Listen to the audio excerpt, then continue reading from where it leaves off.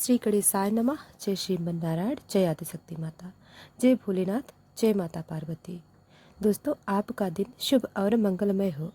दोस्तों, आज हमारे साथ फाल्गुन मास महात्म्य कथा अध्याय 8 का श्रवण करेंगे।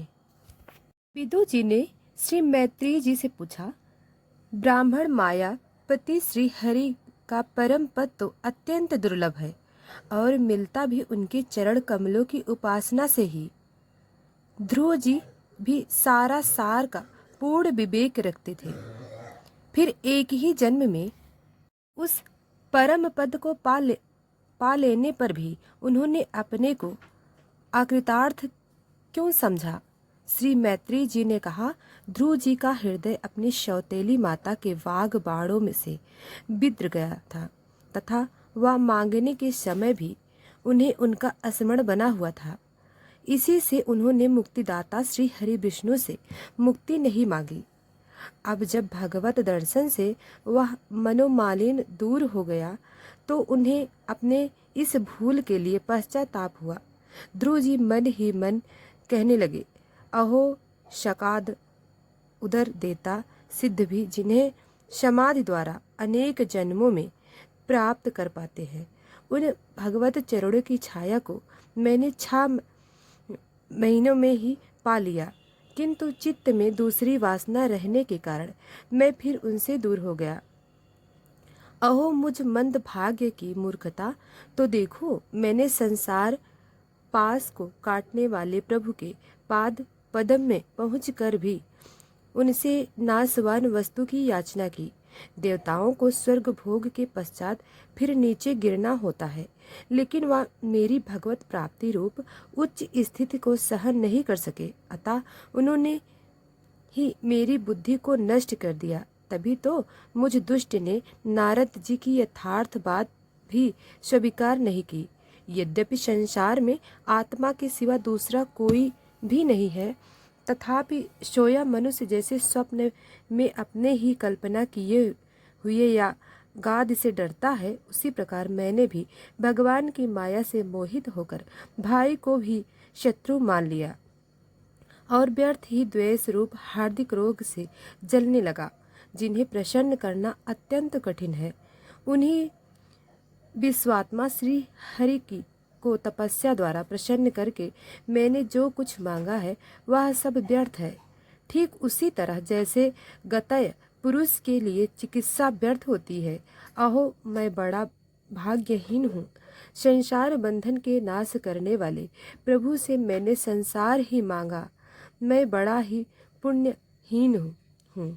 जिस प्रकार कोई कंगाल किसी चक्रवर्ती सम्राट को प्रसन्न करके उससे सहित चावलों की किनी मांगे, उसी प्रकार मैंने भी आत्मानंद प्रदान करने वाले श्री हरि विष्णु से मुक्ति बस व्यर्थ का अभिमान बढ़ाने वाले उच्च पदाधिकारी तरह जो लोग भी मुकुंद पदार बिंद मकरंद के ही मधुकर है, जो निरंतर प्रभु की चरण रज का ही सेवन करते हैं और जिनका मन अपने आप आई हुई सभी परिस्थितियों में संतुष्ट रहता है, वे भगवान से उनकी सेवा के लिए अपने लिए और कोई भी पदार्थ नहीं मांगते।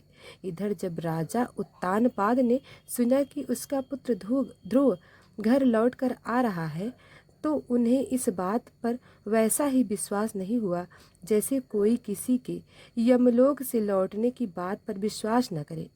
उन्होंने यह सोचा कि मुझ अभागे का ऐसा भाग्य कहाँ, परंतु फिर उन्हें देवर्षि नारद जी की बात याद आ गई।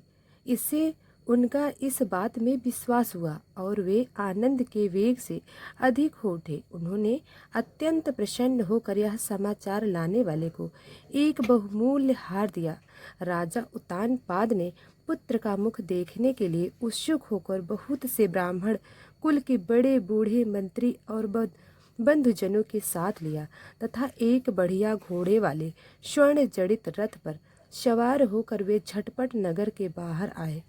उनके आगे वेद ध्वनि होती जा रही थी तथा शंख दंड व एवं बंसी आदि अनेक मांगलिक बाज जाते थे। उनकी दोनों रानियां सुनीति और सूरज भी स्वर्णम आभूषणों से विभूषित राजकुमार उत्तम के साथ पालकियां पर चढ़कर चल रही थीं। ध्रुव जी उपवन के पास आ पहुँचे।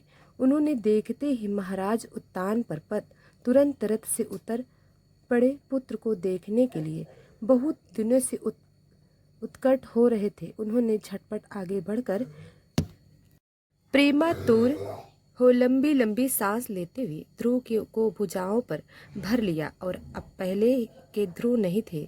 प्रभु के परम पुत्र पद का स्पर्श होने से इनके समस्त पाप बंधन कट गए थे। राजा उत्तान पाद की एक बहुत बड़ी कामना पूर्ण हो गई।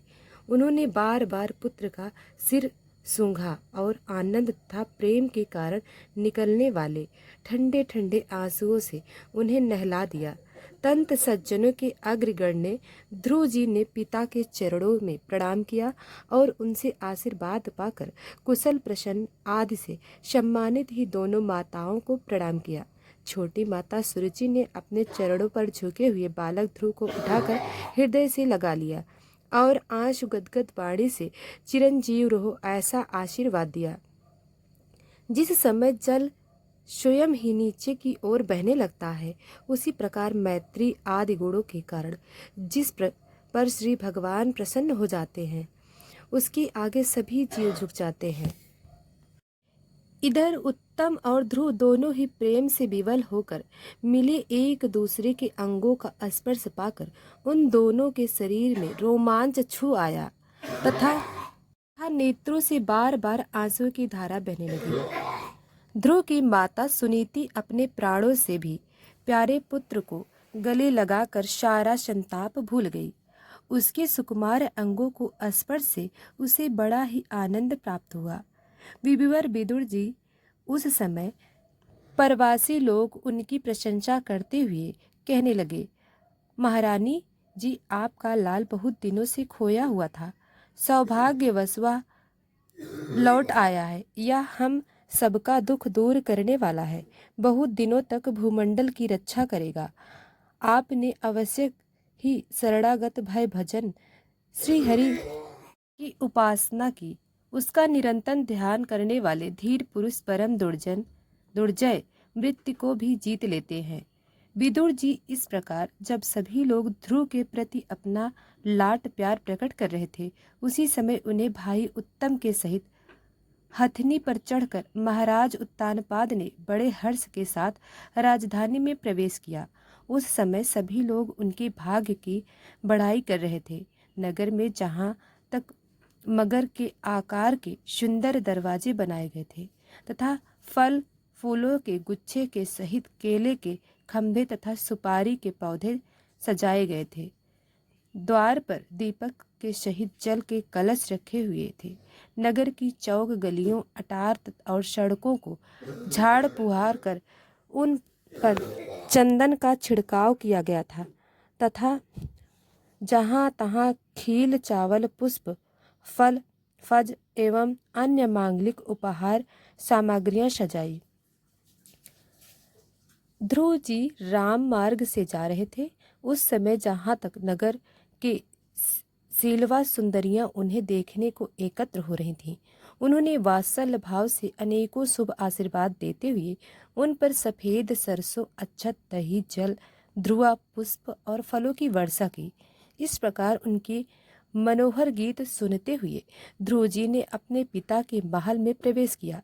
वह श्रेष्ठ भवन महामूल्य मणियों की लड़ियों से सुसज्जित था, जिसमें अपने पिता की लाड प्यार का सुख भोगते हुए उसी प्रकार आनंद पूर्वक रहने लगे जैसे स्वर्गलोक में देवता रहते हैं। वहाँ दूध के फेन के समान सफ़ेद और कोमल से हाथी दांत के पलंग, सुनहरी कामदार पदे, बहुमूल्य आसन और बहुत सा सोने का सामान था। उसकी स्फटिक और पन्ने की दीवार में रत्नों की बनी हुई स्त्री मूर्तियों पर रखे हुए मणि में दीपक जगमगा रहे थे। उसी समय महल के चारों ओर अनेक जातियों के दिव्य वृक्षों से सुशोभित उद्यान थे। उनमें नर और मादा पक्षियों का कलरव तथा मतवाले भर का गुंजारी चो वैदार्य मड़ियों की सीढ़ियों से सुशोभित बावलियाँ थी जिनमें लाल, नीले और सफ़ेद रंग के कमल खिल रहे थे। हंस, चकवा एवं सारस आदि पक्षी क्रीड़ा करते रहते थे। राजसी उत्तानपाद ने अपने पुत्र के आदि उद्भव प्रभाव की बात देवर्षि नारद से पहले सुन रखी थी। अब उसे प्रत्यक्ष वासई देखकर उन्हें बड़ा आश्चर्य हुआ। फिर यह देखकर कि अब ध्रुव तरुण अवस्था को प्राप्त हो गए हैं, अमर्त्य वर्ग उन्हें आदर की दृष्टि से देखते हैं तथा प्रजा का भी उन पर अनुराग है। उन्होंने उन्हें निखिल भूमंडल के राज्य पर अभिषेक कर दिया और स्वयं वृद्धावस्था आई जानकर आत्मस्वरूप का चिंतन करते हुए संसार से विरक्त होकर वन चल दिए। तो इसी के साथ यह अध्याय समाप्त हुआ। अब हम आगे की कथा कल सुनाएंगे।